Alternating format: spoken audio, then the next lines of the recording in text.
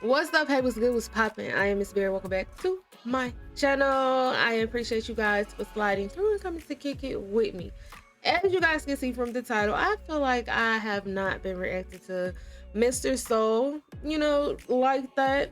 I'm not exactly sure, if he's gonna be speaking in this or if this is gonna be some type of, like put together video, but we gonna find out together. I'm pretty interested to see, his thoughts on this whole civil war in Sri Lanka. So I'm done talking, y'all. Let's go ahead and get straight up into it. Mecca.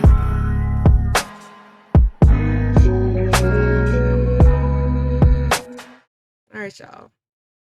That vehicle was loud. That car was loud. I don't know if that was a car, a truck, or whatever that was, but it was loud. Sri Lanka. Population about 19 million, roughly 3/4 of the population Sinhalese, if I'm pronouncing that correctly. Largest minority, the Tamils, represent about 1/6 of the population.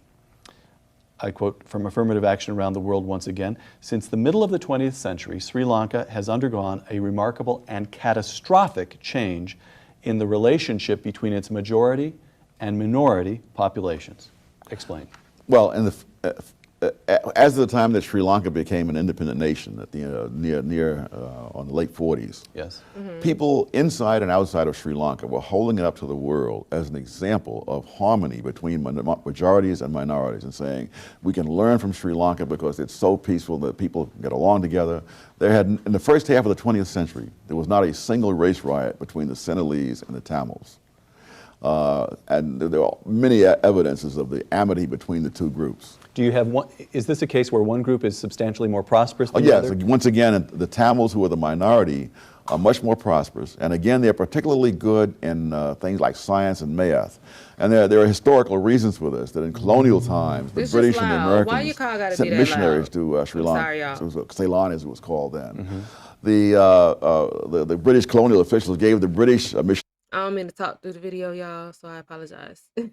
The more posh assignments, and they sent the American missionaries up into the Jaffna Peninsula, which was a poorer area. But the Americans taught math and science more so than the British. And so ever since then, the Tamils have been much better at math and science than the Sinhalese. And one time, again, you found a wholly disproportionate number of the engineers, scientists, and people like that in Sri Lanka were Tamils, while the majority was lagging way behind. And again, this went along. This didn't disrupt No problem. No problem until they became an independent nation, and until they began having elections. And one man, Solomon Bandaranaike, wanted to be prime minister, and so he pushed identity politics. And the irony is that, like so many people who push identity politics, he was not really part of this group that he was being so strident about. Bandaranaike he was not a Buddhist, he was a Christian. He didn't speak a word of Sinhalese. His father was his godfather was the British colonial governor. He studied at either Oxford or Cambridge. But when he comes back, he now suddenly takes off Western clothes, puts on Buddhist robes, learns some words of Sinhalese, and now he becomes more Sinhalese than thou, and he pushes the idea that the Sinhalese ought to have all these preferences. That's how it happened, though. That's how it happened. You could go somewhere, a person, not necessarily just directing it towards anybody, but a person could go somewhere for all of 5 seconds, and now and then they can, they can enjoy or like this, and and then the next thing you know, that person is that they're from there. You know what I'm saying? They grew up there all their life. You know what I'm saying? Their mama had about 15 kids. They spread it out across the cities. All of that. Quotas. And it's clear that it was only to get himself elected. They were the majority after all. That's right. And once he got elected, he lost interest in this stuff, and he's ready to work out some deal with the Tamils. But by this, he had worked people up so much with this identity stuff that now they turned on him and assassinated him. And since then, the subsequent leaders got the message clearly, and they began pushing extremism toward the Tamils. And eventually things got so bad because, you see, the Tamils really had a poor area, so education was their only real way up. And when they were shut out, not totally, but shut out to a great extent from the universities, they were desperate, and nothing would move the government, and eventually there was civil war. And in that civil war, this little country lost more people dead than the United States lost during the entire Vietnam War.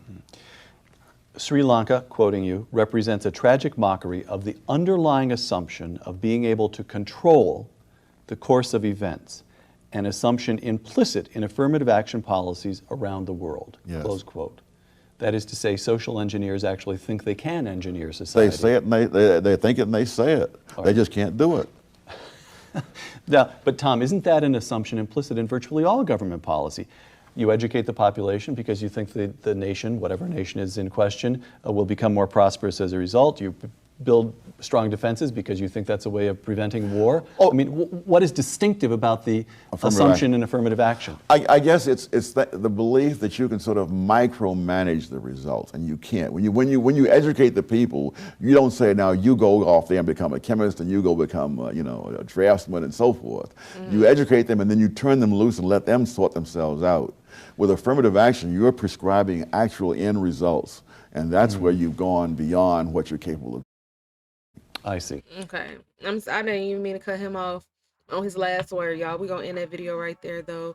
I didn't mean to, but that's pretty interesting because, like I say, we already didn't learn, certain things in school. Like, we only had a certain amount of history, and a certain amount of history was definitely some inaccurate stories, information, details, whatever you want to call it. But, but as you get older and if you actually want to seek that information, it's there. The information is all around for us to learn. It's there for us to learn, but at the same time, it's just pretty interesting because you could be taught, okay, yeah, this is what happened, this is who this person was, he was this and that, and then whole time you got to be like, hold on, wait a minute, first off, this person is from here, they mama from there. You know what I'm saying? They just learned this 5 days ago. So, it's just pretty interesting. So I always love to watch any of Thomas Sowell's videos and, pick his brain a little bit because I know he has so much information to tell and I'm fairly new to him, even though I have reacted to, quite a few videos of Mr. Sowell. If you guys have not seen it, then, after this video, take a stroll on my channel and take a look. But guys, I really hope that you guys enjoyed this reaction video just as much as I enjoy reacting to it. Y'all comment down below, let me know what you guys think, let me know your thoughts. Also send me some recommendations. You can also post links down below as well. Guys, the original video will also be listed in my description box down below, just in case you guys want to check it out on your own personal time. You do what you want to do. Y'all grown. Y'all just grown nowadays. But anyway, y'all, also go over to Mr. Sowell's channel and show him some love by hitting that subscribe button, y'all. Don't forget to also thumbs up this video. Y'all, I say the same stuff all the time and I just be like, let me take a breath. But anyway, if you're new to my channel, don't leave without also hitting that red subscribe button and ringing that bell so when I drop a new video, you will know, you won't miss it, and you'll be right here. And as always, I appreciate you guys for coming through, coming to kick it with me. I appreciate all of the gems, the little knowledge that you guys also drop in the comments for me. You guys teaching me things that I just didn't know either. My tongue blew, y'all. I was eating some candy. But anyway, besides the point. Anyway, y'all, I appreciate you guys for coming through, coming to kick it with me. And until next time.